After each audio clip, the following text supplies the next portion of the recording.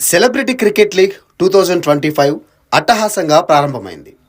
ఆరంభ మ్యాచ్లోనే కన్నడ, బెంగాల్, భోజ్పురి జట్లు తమ సత్తాను చాటుకున్నాయి. భారీ స్కోరులతో, ఫోర్లు, సిక్సర్లతో పరుగుల వరద పారించిన ఈ జట్టు ప్రత్యర్థి టీంపై తమ ఆధిక్యాన్ని కొనసాగించాయి. అయితే 4 సార్లు ఛాంపియన్ తెలుగు వారియర్స్ మాత్రం తొలి మ్యాచ్లో డీలా పడింది. దీంతో తెలుగు సినీ క్రికెట్ అభిమానులు నిరాశలో మునిగారు. అయితే వచ్చే మ్యాచ్లోనైనా పరువు నిలుపుకుంటారా అని ఎదురు చూస్తున్నారు. సీసీఎల్ టోర్నీలో తెలుగు వారియర్స్ ఘనమైన చరిత్ర ఉంది. ఇప్పటి వరకు ఈ టీం 4 సార్లు విజేతగా నిలిచింది. వరుసగా 3 సంవత్సరాలు కప్ కొట్టి హ్యాట్రిక్ సాధించారు. సీసీఎల్లో 5వ సీజన్లో అంటే 2015 సంవత్సరంలో తొలిసారి విజేతగా నిలిచింది. ఆ తర్వాత 2016, 2017 సంవత్సరాల్లో ఛాంపియన్గా ట్రోఫీని అందుకుంది.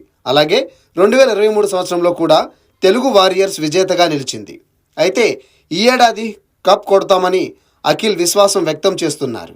అయితే ఫిబ్రవరి 8వ తేదీన జరిగిన ఆరంభ మ్యాచ్లో తెలుగు వారియర్స్ జట్టు కర్ణాటక బుల్డోజర్స్ చేతిలో చిత్తుగా ఓడిపోయింది. టాస్ గెలిచి బ్యాటింగ్ తీసుకోకుండా అఖిల్ తప్పు నిర్ణయం తీసుకున్నాడనే విమర్శలు వినిపించాయి. కానీ జట్టు మాత్రం బలమైన కర్ణాటక జట్టును బలంగా ఎదుర్కొంది. టాప్ బ్యాటింగ్ ఆర్డర్ విఫలం కావడంతో తొలి మ్యాచ్లో ఓటమి పాలైంది. అయితే తొలి మ్యాచ్లో ఓటమి తర్వాత రెండో మ్యాచ్పై తెలుగు వారియర్స్ జట్టు పూర్తిగా దృష్టి పెట్టింది. సొంతగడ్డ హైదరాబాద్లో జరిగే మ్యాచ్లో సత్తా చాటేందుకు రెడీ అవుతోంది. ఫిబ్రవరి 14వ తేదీన రాజీవ్ గాంధీ ఇంటర్నేషనల్ స్టేడియంలో భోజ్పురి దబాంగ్స్ జట్టును మట్టి కరిపించేందుకు సర్వం సిద్ధమవుతోంది. ఈ మ్యాచ్